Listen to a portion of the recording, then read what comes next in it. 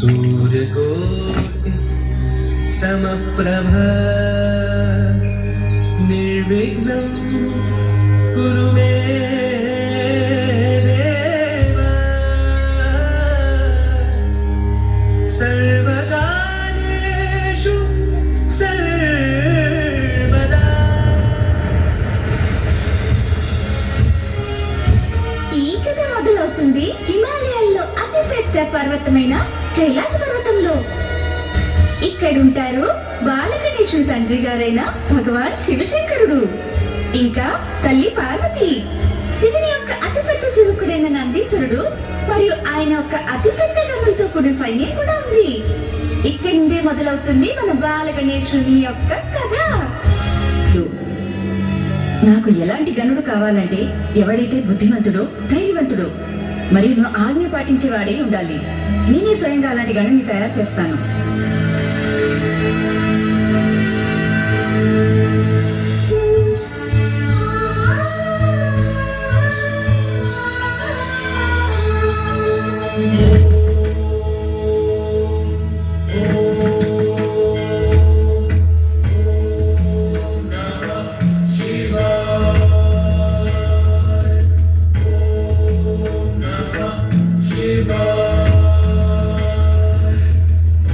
నాయనా గణేష్, చెప్పమ్మా.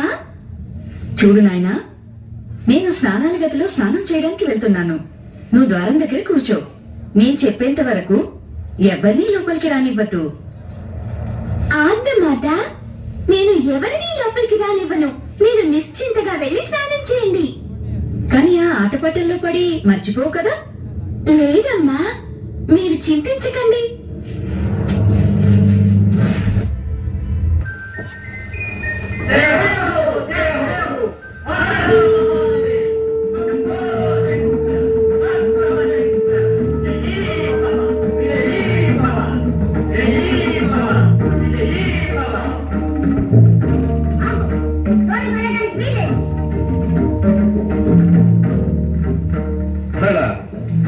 మా మందిరంలోనికి వెళ్ళడానికి మాకే అనుమతి కావాలా? బాలక, ఎవరు? మాటలు బాగా నేర్చావే. తరువాత సావకాశంగా నీ ముద్దు మాటలు వింటాం గాని ముందు దారి కట్టిదే. అమ్మ ఆజ్ఞ. నేనెవరమో తెలుసా? ఆ అమ్మకు భర్తం. అమ్మకు భర్తమో అమ్మమ్మకో నాకు తెలియదు. అమ్మ మాట అంటే మాటే, లోనికి వెళ్ళడానికి వీల్లేదు. బాలక, ఏమిటి హఠం? పసివాడవని శాంతం వహిస్తూ ఉంటే, పెద్దవాడవని గౌరవిస్తూ ఉంటే నీ ప్రలోభనం మితిమీరిపోతుంది. ఈ అహంకారం మరీ ఎక్కువ అవుతుంది.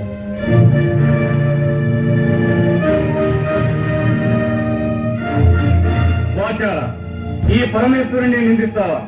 మర్యాదగా దారి వదు, లేదా ఏం చేస్తాం? ఈ బండారా నాకు తెలీదా? ఈ నాటకాలు సాధించి వచ్చిన దాన్ని వెళ్ళు, లేదా ఈసారి శక్తితో ఈ తల వేయి చక్కలు చేస్తాం. ఇక నిన్ను క్షమించరా?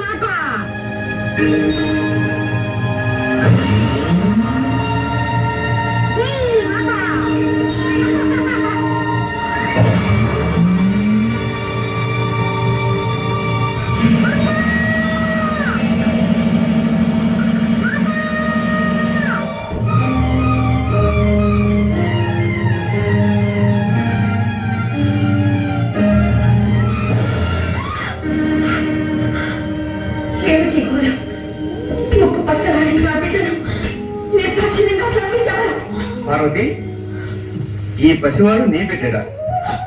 అవును, నా బిడ్డడే. విశ్వ కళ్యాణం కోసం ముక్కోటి దేవతలు ఒక్కటే కోరుకున్న వరపుత్రుడు. నా కళలో ఊహల్లో రూపురేఖలు దిద్దుకుని ఊపిరి పోసుకున్న నా మానస పుత్రుడు, నా కంటి వెలుగు. నా బిడ్డని మీరే దయా దాక్షిణ్యరహితంగా మీ మూడో నేత్రంతో భస్మం చేశారా? మీ శక్తి సామర్థ్యాలన్నీ ఈ పసివాడి మీద చూపించారా? అపర్ణ, ఆవేశంలో జరిగిన అర్థానికి మేము ఎంతో చింతిస్తున్నాం. మీ సానుభూతి మాటలతో నా శోకాగ్ని చల్లారదు, నా హృదయం శాసించదు. ఆనాడు అనంత శక్తివంతమైన మీ తేజస్సును ధరించలేకుండా అగ్నిహోత్రుడు అంతరాయం కలిగించాడు. ఈనాడు ఆదిశక్తి అంశతో జన్మించిన ఈ అవతారమూర్తిని మీరు దగ్ధం చేశారు. ఈ క్షోభ నేను భరించలేదు, ఈ పసివాడు నేను తీర్చలేదు. మహేశ్వర, నాకు నా తనయుడు కావాలి. మరణించిన అతను తిరిగి జీవించాలి, లేదా నా పాతివ్రత్య శక్తితో సకల సృష్టిని సంహరించాలి. విలయకాల విజృంభణతో పంచభూతాలు కన్నడిల్లి సకల చరాచర సృష్టిని నా శక్తితో అంతమొందిస్తాను. నా కోపాగ్నికి కులపర్వతాలు కూలి కాలి బూడిదవుతాయి. నా దుఃఖ తీవ్రతతో సప్త సముద్రాలు అల్లకల్లోలమై మహాప్రళయం సంభవిస్తుంది. నా దుఃఖం అన్ని లోకాల దుఃఖం అవుతుంది. దేవతలారా, దిక్పాలకులారా, మహర్షులారా, బ్రహ్మ విష్ణులారా, నా బిడ్డలా రక్షించండి, అకాల ప్రళయాన్ని నివారించండి. శాంతించు సోదరి, శాంతించు. ఈ పసివాణ్ణి బ్రతికించే భారం మాది. పరమేశ్వర, ఈ విగతమస్తకునికి ఎవరి శిరస్సు తెచ్చి తగిలించాలన్నదే సమస్య. నారాయణ నారాయణ, ఆ అదృష్టం ఎవరి శిరస్సుకు దక్కుతుందో. నువ్వు కోరుకున్నట్టే జరుగుతుంది. ఎల్లప్పుడూ నువ్వు మా సమక్షంలోనే ఉంటావు, మమ్మల్ని చూస్తూ ఉంటావు. అంతేకాదు, ఈనాటి నుండి మాకు నీపై గల వాత్సల్యానికి చిహ్నంగా గజకర్మాన్ని ధరించి కృత్యవాసుడనే పేరుతో పిలువబడతాం.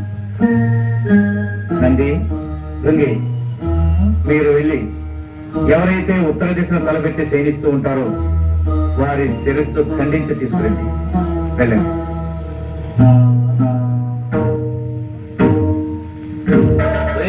అన్ని దిక్కులు వదిలేసి ఒక్క ఉత్తరపు దిక్కున తలపెట్టి పడుకున్న జీవితలే తెమ్మన్నారే శివయ్య. ఎందుకో తెలుసా? ఎందుకంటావు? ఉత్తరపు దిక్కున తలపెట్టి పడుకున్న ప్రాణి లేవగానే ఏ దిక్కు చూస్తుంది? దక్షిణం, అంటే యమస్థానం. మృత్యువుని చేరుగా చూస్తుందన్నమాట. అందుకే ఉత్తరపు దిక్కున తలపెట్టి పడుకోవద్దని పెద్దలు అన్నారు. అదిగో ఆ చూడు, అక్కడేదో పడ ఉంది. ఓం నమః శివాయ.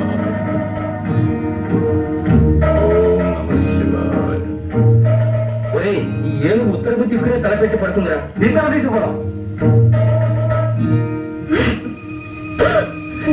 నాయన, నీ ముద్దు మాటలు చదివి తీరా వినలేకపోయానే. ఈ అనర్థం జరుగుతుందని తెలిస్తే నిన్ను కావలి పెట్టకపోయేదాన్ని. నిన్ను చేజేతులా చంపుకున్నాను, శివకోపానికి బలి చేశాను. అమ్మా భవాని, చింతించు. ఇది జగత్ కళ్యాణానికై జరిగిన సంఘటన. నీ బిడ్డడు తప్పక సజీవుడవుతాడు. ప్రభు, దశదిశలు వెతికారు. ఉత్తర దిక్కున తలపెట్టి శయనిస్తూ ఈ గజానం మాత్రం దొరికినది.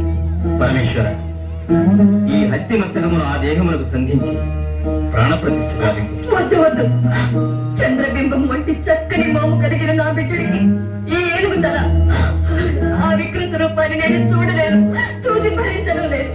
కాత్యాయిని, నీ బిడ్డడు కారణ జన్మ. మూషికుని హంతమొందించుటకై అవతరించాడు.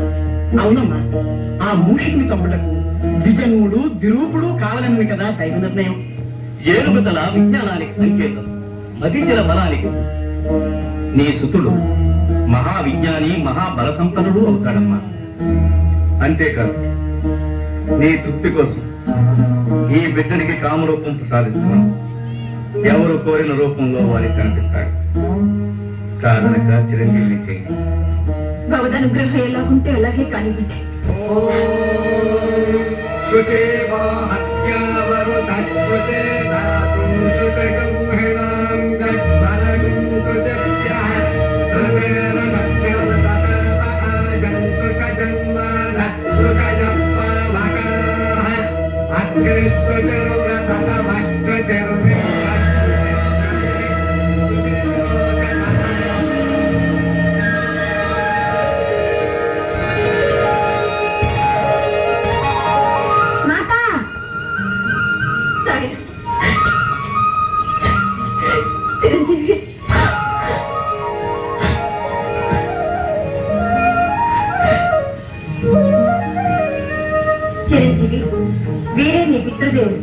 పరమేశ్వర.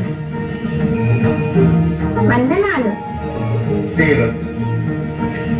వందనాలు సుఖమ వందనాలు. జయము.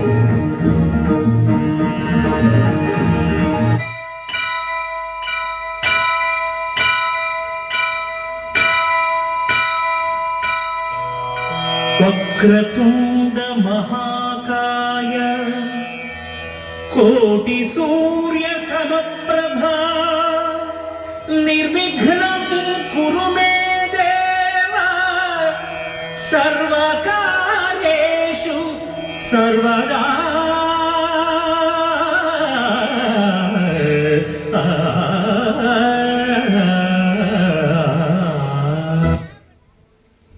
ఎట్లుంది నాటకం? బాగుందా?